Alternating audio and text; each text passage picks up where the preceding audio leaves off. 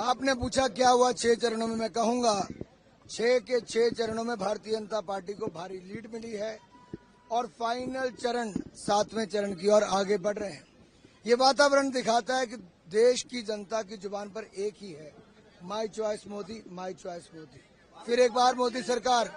और इसका बड़ा कारण है कि जिस तरह से मोदी जी ने ईमानदार और दमदार सरकार दी है, दुनिया भर में भारत का मान सम्मान बढ़ाया है, अर्थव्यवस्था को नई ऊंचाइयों पर लेकर गए हैं। आज दुनिया भारत में उम्मीद देखती है और भारत के प्रधानमंत्री में उम्मीद देखती है। और ये बड़ी बात है कि दुनिया को दिखता है कि विकास तब होगा जब भारत में मोदी का राज होगा। और मोदी जी सेवा करने में कभी पीछे नहीं हटे। 25 करोड़ गरीबों को गरीबी रेखा से बाहर निकाला, 51 करोड़ 40 लाख रोजगार के अवसर पैदा किए। ये हुआ तो पिछले 10 साल में। चंडीगढ़ में देश भर के अलग अलग राज्यों के लोग यहाँ रहते हैं, लेकिन विशेष तौर पर हिमाचल प्रदेश, हरियाणा, पंजाब, उत्तराखंड, इन क्षेत्रों से ज्यादा लोग यहाँ पे रहते हैं। और यहाँ पर जो हिमाचल के लोगों ने अपना नाम मान सम्मान कमाया है, वो अपनी मेहनत और ईमानदारी के कारण। और मैं उनसे आग्रह करने आया था कि मोदी जी भी ईमानदार और मेहनती हैं, हिमाचल को दूसरा घर मानते हैं और हिमाचल के लोग हिमाचल में भी, हिमाचल से बाहर भी भाजपा को वोट करेंगे और मोदी सरकार बनाएंगे।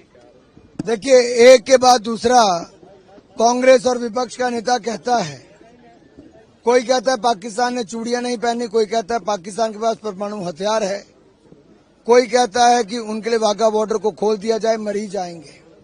अरे भाई, रहते हिंदुस्तान में हो, गुणगान पाकिस्तान का करते हो, शरीर आपका यहाँ है, दिल पाकिस्तान के लिए धड़कता है।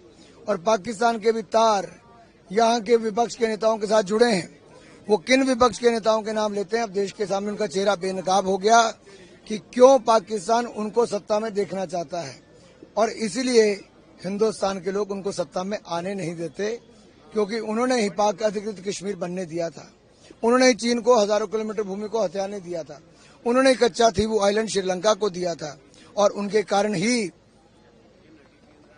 जो घटनाएं घटी, आप देखिए कांग्रेस का हाल कि चाइना से पैसा लिया राजीव गांधी फाउंडेशन में, और चीन ने जब अतिक्रमण करने का प्रयास किया डोकलाम में और हमारी सेना ने मुंह तोड़ जवाब दिया, उस समय श्रीमान राहुल गांधी देश की सेना के साथ नहीं, चीन के डिप्लोमेट्स के साथ बंद कमरे में क्या रणनीति बना रहे थे। राजीव गांधी फाउंडेशन को लिया हुआ पैसा किस काम पे लगाया गया, ये देश को बताएं। और तीसरी सवाल ये खड़ा होता है कि भारत के सैनिकों का शौर्य पर बार बार कांग्रेस प्रश्न चिन्ह क्यों उठाती है। ये विपक्ष बदनाम करता है सैनिकों को, जो हमारे सैनिकों के बारे में अभद्र टिप्पणियां करते हैं। ये कभी देश को मजबूत न कर सकते थे, न कर सकते हैं।